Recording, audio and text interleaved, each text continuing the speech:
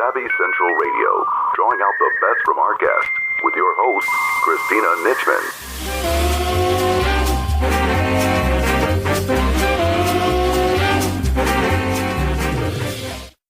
Welcome to the Racing to Success Minute with Nadine Lajoie. Are you always unhappy or dissatisfied? Even if you are doing whatever you can and you realize whatever you want? The problem is a lot of people are playing too small. So if you are playing small, you are reaching your goals, but you know that finally you cannot reach your full potential. You know you can do better, you have more intelligence, you have more potential, and you can reach more people and help more people. That's probably why you are not so happy, even if you realize everything. So be sure that you are setting higher goals, so like that you have a challenge and you will be more happy when you reach them. That is Nadine at NadineRacing.com. This is your host, Christina Nichman. Each week, Savvy runs weekly broadcasts providing entrepreneurs and successful individuals a platform to express their dreams, hopes, lessons learned, expertise, and wisdom with the world. Our first guest today is award-winning keynote speaker and best-selling author of 7 books, Laura Stock. Laura is a noted expert in employee and team productivity and is best known by her moniker, the Productivity Pro. Today, Laura shares her most sought-after tips and strategies for productivity. Find out more about Laura at theproductivitypro.com. Our second guest is David Barnett. David has brokered the sale of over 35 businesses in 36 months, arranged financing for over 130 startups, acquisitions, or expansions. He has authored the book Invest Local, a guide to superior investment returns in your own community. Find out more about David at davidcbarnett.com. Hi, Laura. Welcome to Savvy Central Radio. How are you today? Very well. Thank you so much for having me. Well, I'm very happy to have you on Savvy today, talking about one thing I find very important, which is productivity, efficiency, and being effective in your business.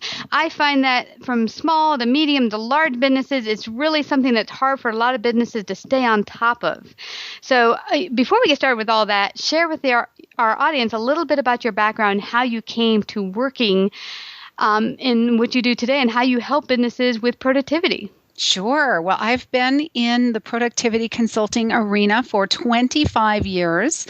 I grew up on the Air Force Academy in Colorado Springs. My father is a retired colonel, so it was very much the military culture of the colonel says jump and you say how high, and very structured.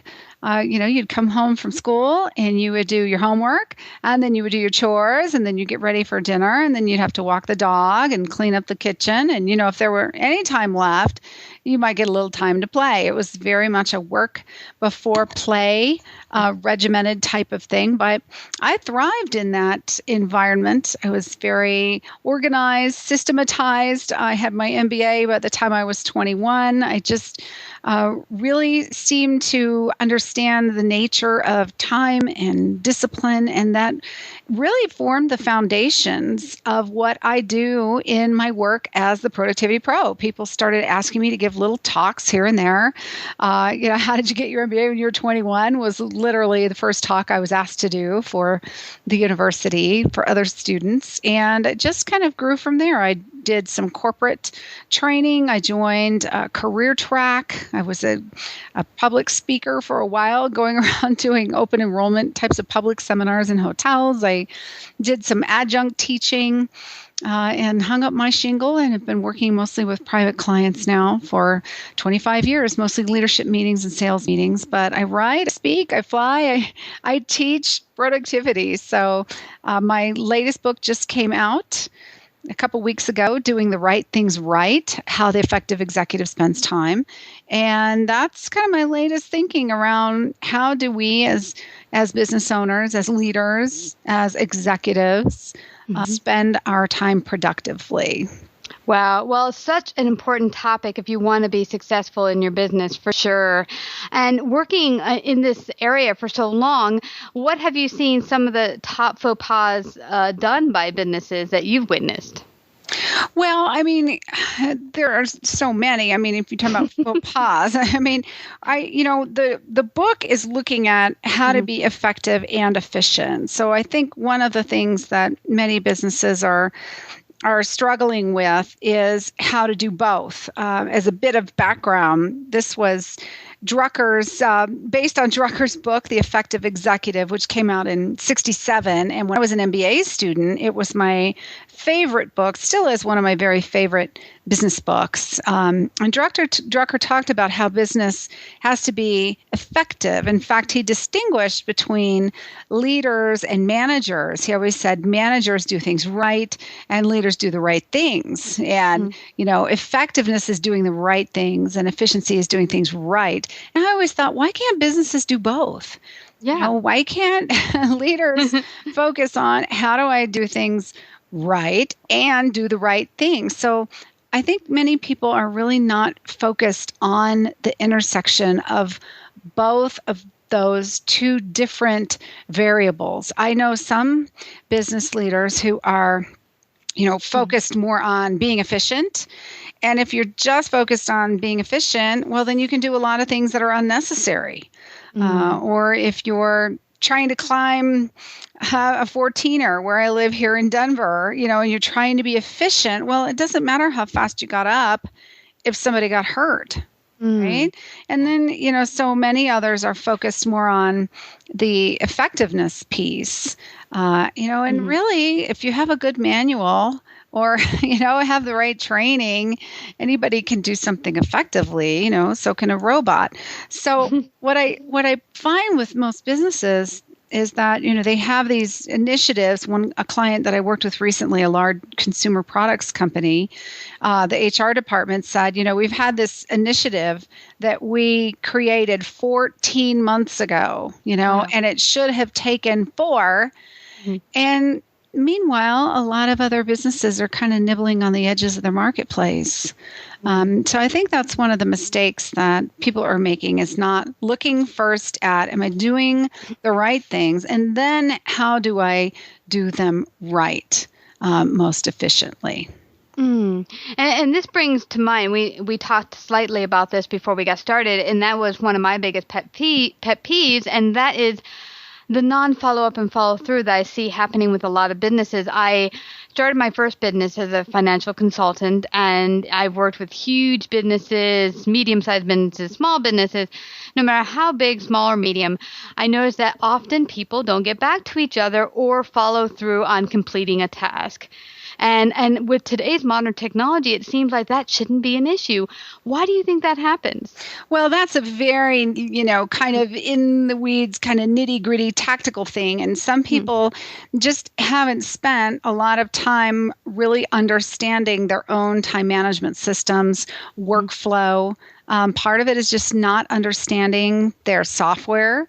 I do a lot of work in Microsoft Outlook, for example, with our clients. And, they don't understand that once you send an email, you can just drag that sent item down to your tasks and set up a reminder and create a to-do list internally to Outlook to handle pending items and follow-up types of things. And if you don't understand literally how your software works, then you're not going to be able to set up a system for those pending types of items. And then you go, oh my gosh, did I ever hear back from her? I think many people are just trying to remember it. And just hope that they, can keep it in their head, or they assume that when they hit send, send, boom, I'm done. Well, no, you're not done because now you have to set a follow-up. And so I don't think that hitting send and setting a follow-up immediately is part of most people's thinking. That has to be one and the same iteration. And for many people, they just don't know how. So it's just a matter of learning that piece, basically. Yeah, very simple. Yeah. And by the way, I love Outlook. It is such a big help. I mean, I've used something. Acuity is another tool I use that's been a tremendous help. But what I realize as well, and tell me if you've seen this, is really it's hard to be focused because we have a million different technologies coming at us, our family, this, that, whatever, our cell phone, email, social media, and talk to that a little bit, how to keep all those pieces going and keep it being efficient and keeping good productivity in your business. Well, that's only a matter of discipline. It's just discipline. And people don't want to do the things that they know they need to do. It's not difficult to be focused. If your phone is alerting you, turn it off. If your email is signaling you, you can go into your email and your settings. When new incoming items arrive in your inbox, do the following. By default, 4 things happen. You play a sound, you change the mouse cursor, you get an envelope in the system tray, you put up a desktop alert. Really? We need 4 alerts for 1 email. So you've gotten yourself addicted to that. And because you're hoping, oh gosh, I hope this is something more exciting than what I'm working on. We purposefully use these things as an excuse to procrastinate because we don't want to do the thinking work, the hard work, the strategy. And so the solutions are quite simple, actually, for focus. You put up a signal to alert your coworkers that you're working on something. You let them know, hey, I'm going to be head down in my office for the next hour. You block your calendar. You turn off your notifications. You disable your alerts. You shut down your email. If you just cannot resist it, you close your browser. It's all you. There is nothing that keeps people from focusing but themselves. Yeah. And it's amazing. I found I got in the habit of keeping away all distractions while I'm doing a project. And it's amazing how much faster you get through doing the work you have to do when you get rid of all. Yeah, because you're not checking Facebook and looking at your tweets and seeing what the latest prices are on the vacation you're coming up on. And, we fracture our attention in between all these teeny little things. And we think collectively that it's taking us the same amount of time. And it's not. It's taking us far longer than just doing one thing at a time and really doing work that will grow our businesses. That is a high value type of activity. I mean, people don't spend enough time on the things that really drive results in their business. They spend time on all these trivial little things that absolutely made zero difference to their business by the end of the day. That is such a good point. And I was very much a target of that when I started my business. And I can still get into that today if I'm not careful. Yeah. It's something that we can all fall into.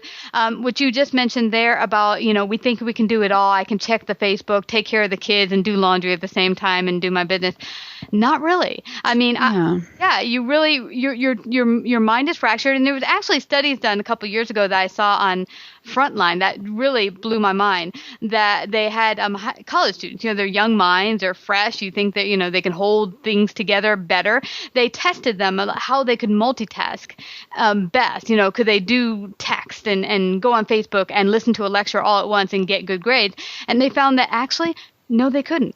Even though they thought they were just as efficient and taking in as much information and doing just as well, doing all of those activities together, they were actually not doing as well as they thought. In fact, they were actually doing quite poorly. Yeah. So, that's right. There's an interruption factor there. And, when you start one task and stop another and start another and stop another, it's just like stopping your car at a red light.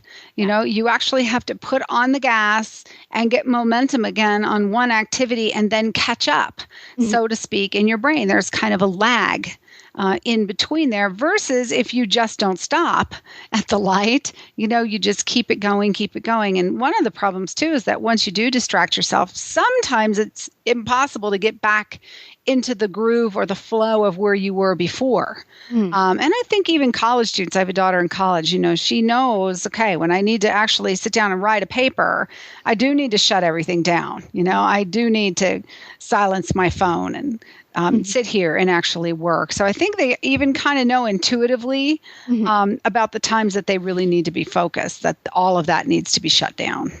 Yeah. And I had heard studies that it takes approximately 15 to 20 minutes to get back in focus and get back in momentum to what you had lost when you shifted your focus. Yeah, and I think that depends on what you're doing. It's not if you're doing dishes, but if you're doing, something where you were engrossed and absorbed in thought. And really trying, you had a really good flow of writing going, or you were dissecting a spreadsheet and really trying to understand it. Yes. Then it's like, oh gosh, all right, where was I? And by then we may have lost the mood and the energy, and we just say, oh, I'm going to go get a cup of coffee, and off we go. So, there really are some opportunity costs that result as well when we allow ourselves to get off task. Yeah. And you mentioned something very important, Laura, that many business owners are not doing the things that are necessary to grow their business, or, maybe going out there, I need to do a little, fixing on my website. Oh, a new little picture here. Let me go on Facebook and put that social media post. So important. Oh, that new newsletter. Got to get that out. And really, what is the most important thing you need to do to grow your business? Yeah, well, and they're not spending a lot of time talking to customers either, which is, social media is fine. I mean, I think every business has to have a social media presence, but unless that's your job to do PR, to do social media, then that needs to be reserved for the times that you are on break. I mean, we're not robots. I'm not saying, you just have to work nonstop. I mean, we take breaks, we have lunch, we have, before work, after work, but then what's work mean? We're actually working. We're not playing. And so many people now are playing at work, and if you're just tweeting 10 minutes a day, 20 minutes a day, multiply that times how many people are on LinkedIn, Facebook, really not producing anything of any significant value, and the things that are valuable, things like marketing, well, maybe you should be writing an article for the newsletter, but that doesn't necessarily mean that you're going to be the one to load it up in Constant Contact and test the links and launch it. Just because it needs to be done doesn't mean it needs to be done by you. I'm always asking business owners, what is the most valuable use of your time? Are you the only one who's uniquely capable and qualified to do it? And in most cases, no. If you can hire someone to do that task, you're not uniquely capable. And we have to focus on what are those things that I do in the business that really drive revenue. For me, it's writing, it's talking with clients, it's practicing speech material, it's research, it's talking with attendees and my audiences, right? I mean, those are the things where I need to be spending, 80% of my time on the 20% of the activities that really yield the biggest results in my world. And most people have it the other way around. They're doing 80%, of the things that only drive 20% of the results. So we've really got to flip that formula back around. Yeah, I completely agree. And that on that note, I recall there was a wonderful group I belonged to online, and I loved the group. And at first I found it very beneficial. We were brainstorming, getting great ideas to grow our business. And it started to go off target where we started talking about our personal lives, what's going on with her boyfriend, and this person had that fight, and this little glitch happened at work. And I found that I was wasting up to 3 hours a day not talking about business, and I actually shut down and got myself out of the group because I found it was not beneficial anymore. And I think sometimes we have to take that step back and say, where are each of our parts, whether it's a networking event, is it serving us or is it not serving us? Yeah, and even if there's a day that you just don't feel like going, you don't have to go. If you're going to go and be miserable and you're not going to participate and you're not finding value in it, it's okay to say no to something that you once said yes to. I think so many people feel like, oh gosh, I committed to doing this. I've seen it happen many times where people join mastermind groups. I've done it myself, join a group of people that for whatever reason, you're just not getting the value. And we stay too long and we worry about hurting other people's feelings. And you don't have to do it in a mean way to be able to say, I'm just not getting the value from this. It's time for me to move on. And there is only so much of that time. And if you just, by the time you get yourself ready, get over there, have the meeting, get up, get back, that could be hours out of your day just for that one meeting. And what results does it drive? So you've got to really scrutinize all of those activities for sure. Yeah, Laura. And this recalls for me early on, I was setting up coffee chats for each individual prospect for coffee, a little coffee chat to see if they would want to work with me or Savvy or something like that. And I found it was an inordinate waste of time doing it that way. It was inefficient because setting up each individual coffee time meant I'm going into the city, we're meeting at a place, I'm sitting down for an hour, then I'm going to meet someone else. When I started to realize the effectiveness of using something like right here, Skype, we could have a lot more chats without having to take the train or the car and also be more efficient with the usage of money, and having to go out there and waste gas and all that jazz. Yeah. So, there's many different ways to connect. You don't want to just sit at home in front of your computer for sure. But, Well, and you do have to find time to get out there and, have friendships and socialize and all that. But in terms of work, I will rarely go meet someone face to face. Unless it is a big deal on the line or there's something with an extremely high potential. But just to say hi, to meet someone, to network, and I have a lot of people, prospects who want to perhaps hire me, and they want me to come out and meet them and this or that. And I said, listen, I would be happy to chat with you on the phone. There's no charge for that. If I come out to meet you in person, I charge a consulting fee for that. Well, guess what they pick? The phone. And so you have to just set boundaries with people. We are too afraid of setting limits, and we often are too passive with our time and just let people walk all over us. We don't say boo about it, and so really getting serious about, all right, I am going to tighten up. If I want to be more effective as a professional, as a leader, as a business owner, whatever you are, and I'm going to have to be more efficient with the use of my time. I know the day comes and goes for some people, and they tell me, I don't know what happened. It's like, where'd the day go? I didn't get anything done.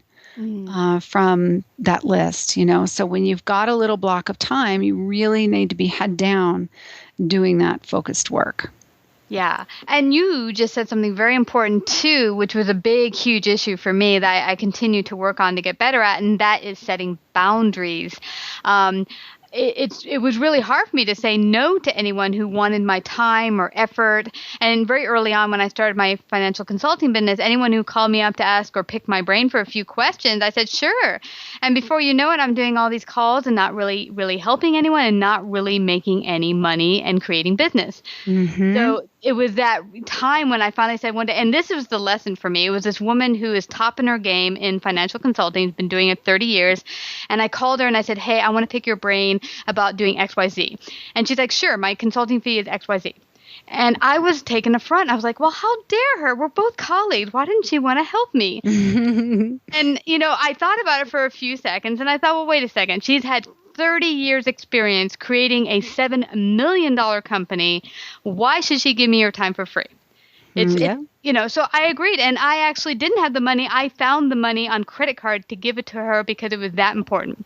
Yeah. And everybody gets that. Can I take you to coffee? Can I pick your brain? And I let people know, here are some resources. Here's a page that I've put together, because I get probably 50 calls a month or emails of people wanting to be a professional speaker. How do you get to be a professional speaker? So I finally created a little ebook and a little page called So You Want to Be a Professional Speaker, and gave people resources to do that. So it's not that you don't want to be helpful.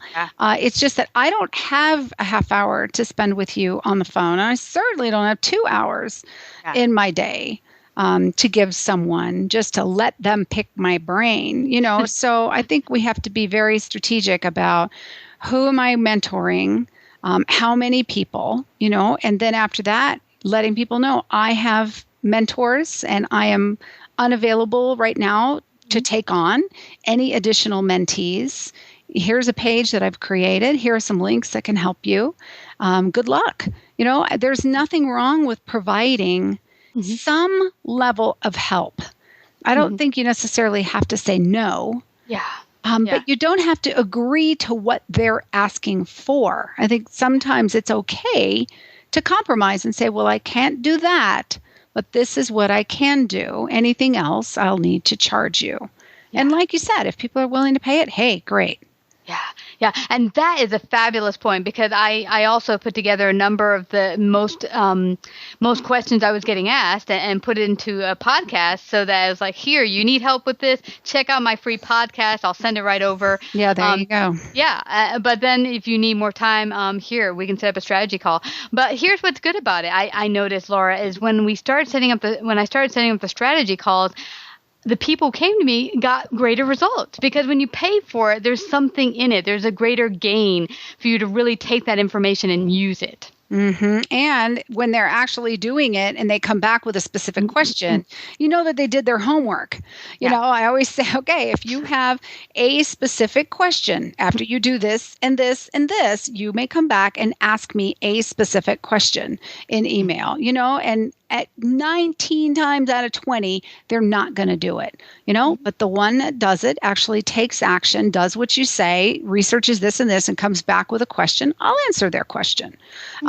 So I think it just depends upon the level of expectation that you are setting up and what people are willing to do to follow through. And if they're not going to follow through, they're not going to follow through if I take 2 hours over lunch, right? So I'd rather just kind of test the water and see how serious they are first.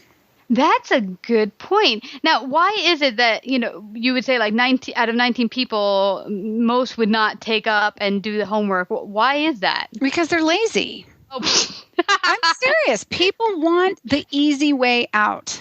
They want you to give them this magic pill. This is all you have to do. Do this, this, this. They don't want to do the hard work. They don't want to find their target markets. They don't want to create these marketing pieces. They don't want to really try to put some thought into their audience. They don't want to create a 45-minute message that they don't want to do the work. They think that it's just going to be, I'm going to open Pandora's box and give them the answer. And they just don't want to. It's too hard. And that's why some people make it in business and some people don't. Because they don't want to do the work. So it's not going to be any different if I tell them in person versus if they read it. If they're not going to do my advice either way, I don't want to waste my time. Now, the one that does come back and actually does the pieces of the assignment, I'll answer another question, give them something else to do, send them off, and there have been a couple of people that I've worked that way with for couple of years because they do what I tell them to do. Why go to somebody and ask for help and mentorship if you don't follow through? It's the old, just what you were complaining about in the beginning. Yeah. Things falling through the cracks. Yeah. And that is so true. And I recall, Laura, when I first started my business, I had thought just that there was some magic genie out there that would give me all the knowledge I needed. And bam, I would make loads of money in my business. Yeah, magic. So I hired a wonderful mentor and quite pricey, and thinking that just because I hired her, she would open Pandora's box, as you said, and of course I would get all the information, and money would just magically come streaming in. Now, I did do the hard work. She was very impressed that I did do what she asked, but there was still that thing inside of me, mindset wise, that she would be my knight in shining armor. Mm-hmm. And I think that's a thing that people have to get over. One thing she reminded me of is that it took her 12 years to build her successful business. And that is something that I think a lot of people don't realize, that success or building something that's worth something does not come overnight. Yeah. And I didn't hire my first person to help me until 7 years into the business. So when you're starting versus when you're 25 years down the road like me, you have very different circumstances. And I mean, these are different times. We didn't have all these technologies when I got started. You sat on the phone and you made 50 dials, and that's how you beefed up your business and got clients. Well, clients aren't answering the phone anymore. Or you get voicemail, or if you send an email, you're lucky if it gets opened. So really, a lot of the people that you learn from, who are learning from you, you're learning from as well. And so there are really great partnerships like that, that if you find somebody that's willing to invest that time, and, if you're willing to listen, they can teach you too, no matter how long you've been in business. So that's another interesting dynamic related to that. Yes, absolutely. Well, this has been fascinating, but I don't want us to leave without everyone finding out where they can find out more about your book and working with you and more about your business. Sure. Yeah. Well, Doing the Right Things Right is available anywhere books are sold. So Amazon, Books A Million, Barnes & Noble, everywhere. And the website for the book is 3T, as in time, 3tleadership.com, 3tleadership.com. And they can go there, and there are all kinds of support resources, educational materials, free of charge with the book. And they can always find me on my website, which is laurastack.com. Wow. Well, this has been so informative. I'm really hoping folks listening in have learned a great deal and really take hold and use this information in their business. And I want to thank you, Laura, for coming to Savvy Central Radio this evening. My pleasure. Thank you so much for having me. Welcome to the Racing to Success Minute with Nadine Lajoie. Focus like you can die. What I mean by that is, if every business owner would focus like they can die, your business would grow so much faster. As a motorcycle racer, the focus is the only way you can stay on your bike and you can stay alive. So everything you have to do need to be focused in the moment. Even if you have many things to do around the racetrack, around your business, each task that you are doing, you are focusing on that present moment. Either on your email, on your to-do list. When you do that for 10, 15, or 30 minutes, you do that with a real focus. So focus like you can die with Nadine at nadineracing.com. Now here's your interview with David Barnett. Hi, David. Welcome to Savvy Central Radio. How are you today? I'm doing great, Christina. Thanks for having me on. Well, I'm excited to have you on. You're going to talk about something that we've never really talked about on the show, and that is working with private loans and such. Before we even go there, though, give the audience a little bit about your background, because you have several books out helping with investments and brokering and such. Today, you're going to talk about local private loans, but give them a little bit of history about your background. Yeah, sure, Christina. Mm-hmm. My background, basically, I started out of university in a business-to-business sales environment, and I called on all kinds of different businesses, and it was a really great experience because it allowed me the opportunity to learn a little bit about how all kinds of different businesses are conducted, what kind of customers they're looking for, what their business model looks like. When I left that career, it was to start a business.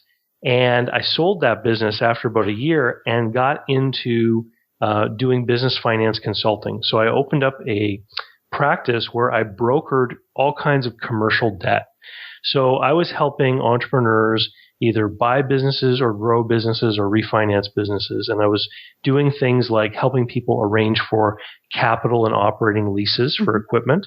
I was helping people obtain traditional loans from a bank. I was helping people with different government loan programs that had special qualifications, in setting up your business plan and projections and things like that. I was helping people do what are called factoring facilities, where you are able to turn your receivables into cash using an outside financing party. And as I was doing these deals and I was helping people arrange financing, I started to learn more and more about the process that these different leasing and lending companies were doing, how they looked at small businesses and how they did the underwriting. And I started to learn about the paperwork and the things that were involved. So, and really, once you get a look at this from the inside, you realize how very straightforward and simple a lot of this is. One day, I was, thinking about the fact that I was putting my money into a bank and earning a very low rate of interest while I was helping people arrange, lease financing. I think I was helping someone with some restaurant equipment. And when you looked at the lease rate or the finance rate involved, it was in the teens, right? So this finance company was earning like 16% interest, and I was earning 2%. And I thought, wouldn't it be great if I could figure out a safe way to start to put some of my own money into these types of investments so that I could earn a higher rate of return? And one day I got the opportunity because someone came in looking for a relatively small amount of financing. It was a deal under $2,000. And I knew at that level, a lot of the leasing companies that I was dealing with simply wouldn't want to look at that deal because it takes time to do the paperwork and the underwriting. And for a small deal like that, there's just not a great deal of opportunity for them as far as, the rate of return. So I did the deal. I did it myself with my own money, realizing that, maybe I don't know exactly what I'm doing, but I'm prepared to lose this amount of money sort of as a tuition for life lessons. And in the end, though, it worked out fine. And I got all my payments and made a great rate of return. And then I started to look for places to do it again and again. And that's how I got into it. Wow, this is so cool. And I'd actually heard of this not too recently, a couple of years ago. There was a woman I know who had a side business, and I was like, so what do you do? She's like, I do private loans. I was like, what? You work for a bank? No.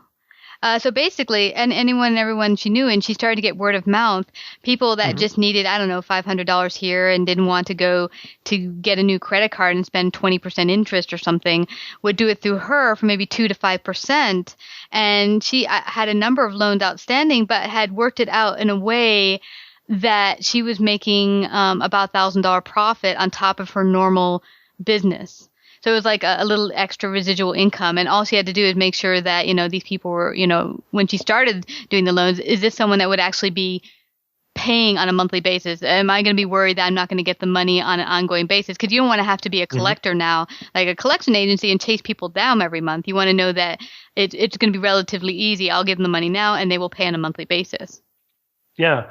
Well, ultimately, what I boiled things down to for me was a couple of basic rules that I detail in my book, Invest Local. Okay. And the first and most important rule is that my money, and I primarily lend to small businesses because it's where I have my strength and knowledge and understanding. But my primary rule is, will this loan improve the business's cash flow? So let me give you an example. I did a deal, it's over 18 months ago now, to a couple of partners who resurface concrete floors. And they go in and they often have to grind up whatever's on the surface of the floor and then clean it all away. And then they put down new finishes like epoxy coatings and this type of thing. And they were renting equipment to go in and basically chew up the top, 1/8 of an inch of the concrete surface. And they were spending, a couple $100 a day sometimes renting this equipment. Well, they had an opportunity to buy the equipment for $6,000, and they came to me looking for some financing, and I worked out a program for them where their payment to me is about $200 a month. So now they've gone from sometimes spending up to $200 a day to rent equipment to a flat cost of $200 a month. So in some months, they're saving $1,000. Wow. So there's nothing that guarantees my payment more than a profitable business. that cash flow means they can afford to make the payment. So whenever I'm analyzing a deal, I always ask myself, will this investment allow the borrower to either cut expenses or increase sales? And so that's the number one cardinal rule for what I look for. And then the number two thing has to do with a personal relationship. So I don't lend to anyone I meet on the internet. All of my deals are done within a 30-minute drive of where I live. So I need to have a personal connection, either directly or through someone in my first degree of separation to the people that I do deals with. Because what I've come to learn is that if a business owner gets into trouble, it's very easy to not pay the bank because it's this big institution, right? And it's very difficult to not pay a person, especially if you're connected to that person socially somehow. People take a great deal of pride in themselves and meeting their commitments and things. And so that personal relationship also means that you have that two-way communication going. And I always tell all the people that I do business with, if you're in a cash flow crisis, if you're in a spot where you're going to have trouble making a payment, you got to talk to me about it. Because if I know in advance, I can make accommodations for you. If you just don't pay me, then, I'm going to assume the worst. Yeah. Right? Yeah. And thirdly, all of my deals have some sort of real tangible security. So there's always a machine or, piece of equipment of some nature, some kind of collateral that at the end of the day, if something did go wrong, I would be able to go after that. So I see a lot of points here that make it so that it's a win-win for both of you. One, that they were able to get the capital they need to grow their business. And number two, there's something as collateral that can be used should the situation arise where they can't make their payments. That's right. That's right. And what a lot of people think of immediately when they start to look at private lending is they assume that the people who are borrowing have some sort of credit problem. And that's not actually the case at all. What happens for a lot of people who are small business owners is that they actually want to find alternatives to the traditional banking system, because if you have all of your borrowing with one institution, that institution now has a great deal of power in your life. Most commercial debts are what we call demand notes, which means that if you show up with financial statements where you don't quite meet the ratio requirements that the bank has outlined, they could demand that you repay all their loans in 30 days. Whoa. Right? So it's in the best interest of a business owner to actually diversify their sources of capital and be borrowing from different places.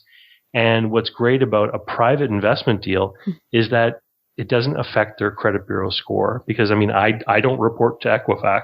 I'm just a guy, right? And it gives them greater flexibility.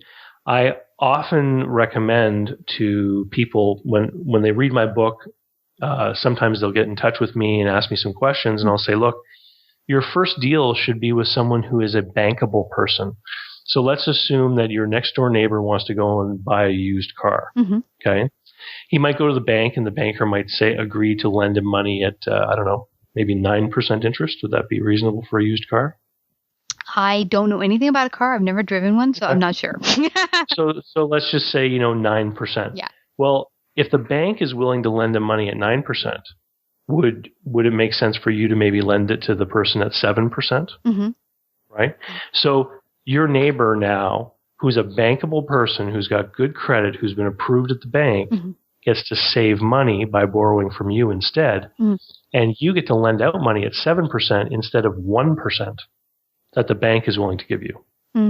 So they get to save, on what they pay in interest, and you get a 7-fold increase on the rate of return on your money. And you can secure that car loan against the car. Right? In my book, I actually outline 10 different types of risk and how you would modify your deal if any one of those particular types of risk was of concern to you. So let's say for your neighbor, you were concerned that they might not be able to make the payment to you. So what you would do is you would say, look, I'll do this deal, but I want you to make a down payment. Mm-hmm. So maybe they put 15% down on the car. Mm-hmm. And now you know that if you ever had to go and take the car, it's far more likely that you would be able to sell it for what you're owed mm-hmm. than if you had lent 100% of that price. Mm. Wow. So we had talked before the interview, and I had stated that most of the business, not all of them, but most of them that listen in happen to be service-based entrepreneurs. Would something like using private loans for either their own capital be helpful, or doing it themselves as maybe something as a residual, or not totally residual, but another form of income to come into their business? Well, in fact, I hear from a lot of entrepreneurs, and I'll tell you there's two different sort of schools of thought that a business owner might want to consider. Mm-hmm. If you're growing your business and you need capital, then this is certainly something you can do. And a lot of people have bought my book and used these methods in trying to attract investment into their business. So they'll go to, my favorite place to find deals is to go where there are business owners and professionals who work with business owners. So places like, joining the Rotary Club or the Kiwanis Club, or maybe there's like a business owners group, maybe in your church community or something. And you go there and you say, I need to expand my business. I'm looking at buying a piece of machinery, and I'm looking for someone who might be interested in investing and helping me acquire that piece of machinery. So you can present an opportunity to someone, for example, where they would buy the piece of machinery and they would own it and you would lease it from them. Mm. That's one way to do it. Or the other way to do it is that they lend you money and you buy it. So the great thing about leasing, of course, is that they actually hold title to it, mm-hmm. which is an added degree of security. Oftentimes, business owners who can't qualify for bank loans can qualify for leasing because leasing companies own the goods. If you don't make the payment, they don't have to sue you and get a judgment in court. They can just come and take it because it already belongs to them. It's kind of, right? You're just essentially borrowing the goods. Yeah, it's you're renting it basically. And for a capital lease, what the contract usually says is you pay X amount per month, and then at the end of that, you pay a small, sort of token payment of $10 or $100, and then you become the owner. So there's all kinds of different ways to structure it. Now, for the business owner who's at a more mature stage in their business, an example that I used quite recently in a conversation I had with someone was a person who had been in the pizzeria business for over 25 years, and they had paid all their debts. They had a very strong business, good equity. They wanted to grow, but they were very leery about opening a second location. And that is often the first thought that business owners have when they want to grow is should I open that second location? And of course, the downside to that is now your personal time and your personal thoughts are now divided between the two locations. And if you don't have the proper team in place, you can just drain yourself, run yourself ragged between the two locations. Kind of that Michael Gerber E-Myth example that he shared in his book. I'm sure your listeners are familiar with. So what I was suggesting, instead of the pizzeria owner opening a second location, why not use all of the knowledge and experience in the pizza business to become a lender to pizzerias? So now you go to other communities or other markets away from your pizzeria, to people who are not your competitors, who want to invest in new equipment, furniture, what have you, and use your knowledge of this industry to look at their books, look at their records, look at their sales, and you'll know if they're doing business right. You'll know if they're a good operator because you're a good operator, right? And so using your personal knowledge and expertise is going to allow you to make wiser decisions as far as who you want to invest in. And it's another way to grow and create these passive flows of income while not losing focus on your primary business, but still taking advantage of what you know from your primary business. That's fascinating. And now, is it a good idea for everyone in business to do that, or are there certain businesses that will have a greater return doing it, loans and leases and stuff? Or what would be your advice to someone not to do it yet? Like maybe they're not ready. Oh, well, easy. Okay. First of all, I'm not a bank. I mean, I don't put all of my money into these deals at any given point in time. I don't have more than 4 or 5 of these deals going. Okay. And they always represent less than,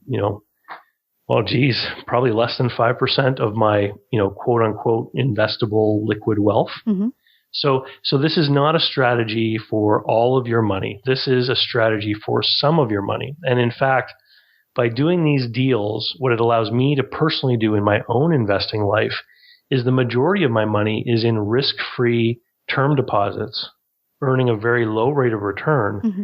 But because I've got a small portion out there earning me 12, 15, 22% interest, it creates that yield that I need overall.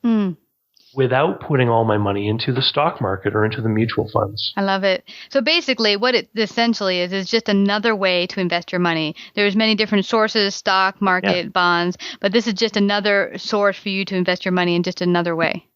Right. Yeah. And a lot of financial advisors might tell you, to diversify yourself amongst, different types of mutual funds or what have you. Mm-hmm. But at the end of the day, when you're putting your money into those investments, you're entrusting your money to, the directors of companies on Wall Street and people that you have no knowledge of or control over. Mm-hmm.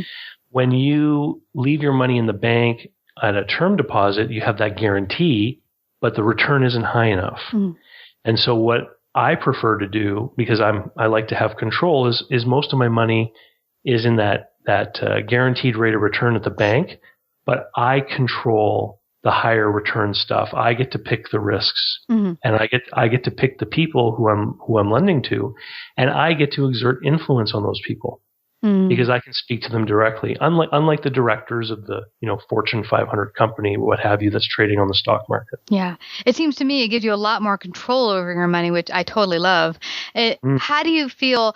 Is there any other type of investing that you felt within your total portfolio that's also another great strategy for growing your money? As far as growing my money, this is the most aggressive thing that I do.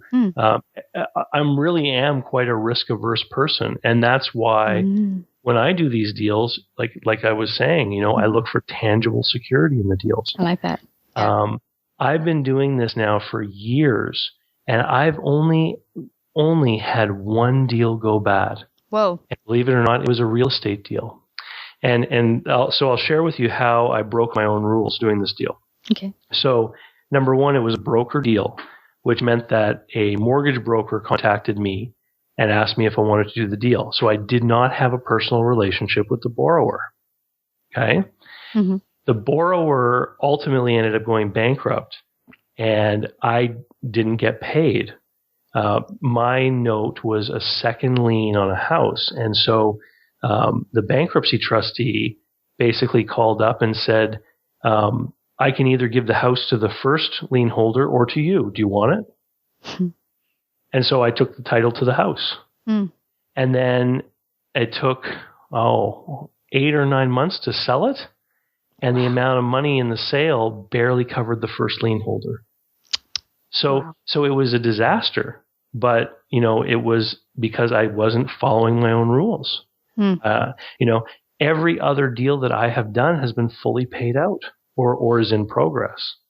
And I very rarely have had people miss payments. And when they do, they call me in advance and they say, look, I have a problem. I'm not going to be able to pay this month. And when I hear in advance and I understand the problem, I'll make an accommodation for them. But I'd much rather work with someone than, have to start chasing. The last thing that I want is to actually have to seize the security.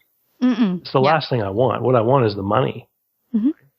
And now, one of the nice things about this type of deal is that if you are, lending against equipment, let's say, let's take, for example, the floor grinding equipment that I talked about before. That deal is more than 18 months in. I've actually collected almost the amount of money that I put up initially. So I'm reaching the point where everything's going to start to become my profit coming in from that deal.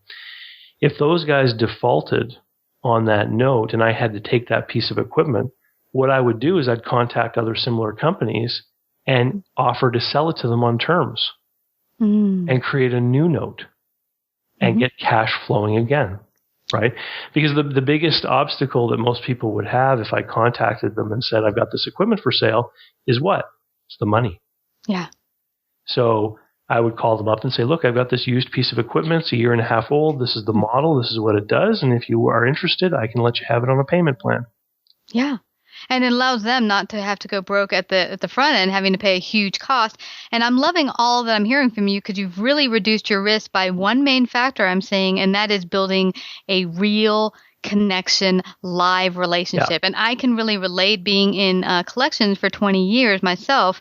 My number one rule was to establish a real bond and relationship with the debtor. And then, you know, at first my boss didn't understand me. He's like, why are you spending hours on the phone talking like you're friends? Because like you said, people who are friends want to pay you back. So I would get Christmas gifts from our people, our debtors and such, and they would pay me best out of all the other collectors because I made the point to establish a relationship. Yeah, it makes perfect sense, doesn't it? Yep, absolutely. I don't know why more people in banks haven't thought of it yet.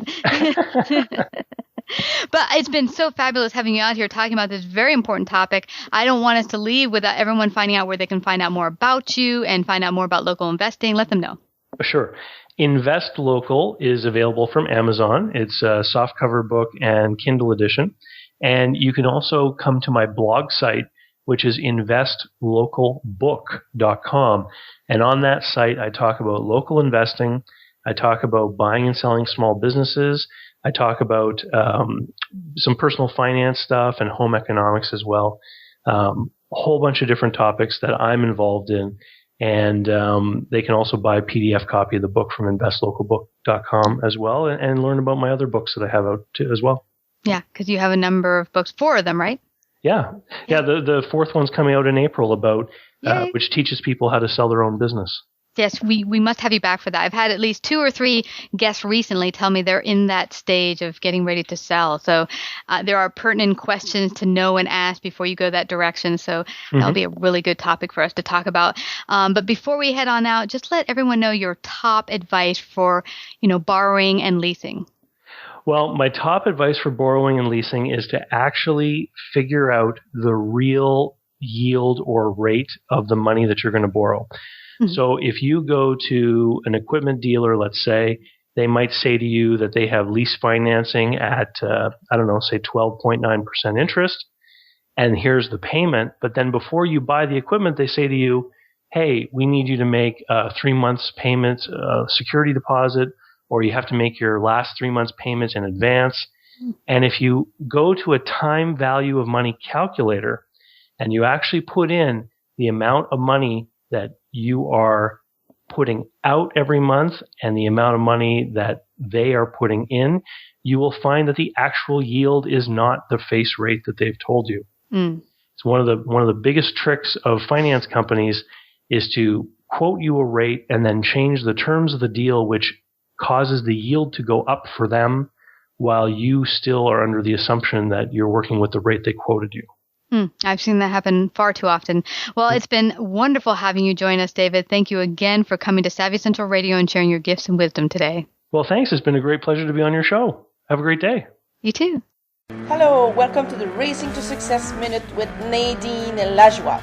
Today I want to talk with you about commitment. The problem right now in the society, a lot of people are not respecting their commitment. And I don't know why, but a lot of people are just aiming for average or mediocrity. For sure, if you don't respect your commitment with other people and with yourself, how can you be successful? How can you achieve top performance? If you sign a contract, if you have different deadlines or different that you need to do, you absolutely need to respect your commitment, because in your energy, in your subconscious, you will know that you are honest and you have integrity. I think these days that's really important.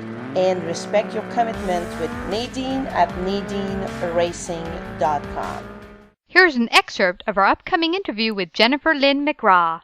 Here's what it is that it's very slowly. At first you go from whole milk to 2% milk to 1% milk to skim milk, and you do that gradually over a month.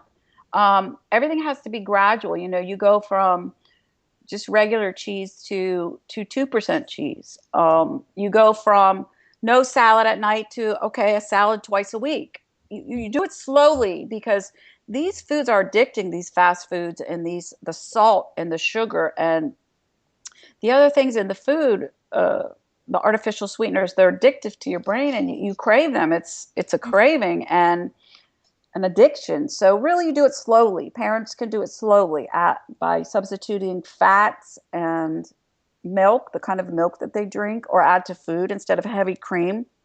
Yeah. They can add 1%. Instead of white bread, they could start eating multigrain or whole wheat bread. There's a lot of different little tricks that you can do to start slowly moving your palate away from that. How about not regular potato chips? How about baked potato chips? I mean, that's all I eat now. And I don't know. I love those. You just become accustomed to that. It's whatever you become accustomed to. Savvy Central Radio is home to over 100,000 listeners per month globally and runs in syndication on 8 AM and FM platforms, including iHeartRadio and 6 podcasting platforms. To find out more about our paid sponsorship opportunities or to become a guest and find out how we can help you get your message out to the world, call 718 area code 713-2289 or email at savvycentralradio@gmail.com.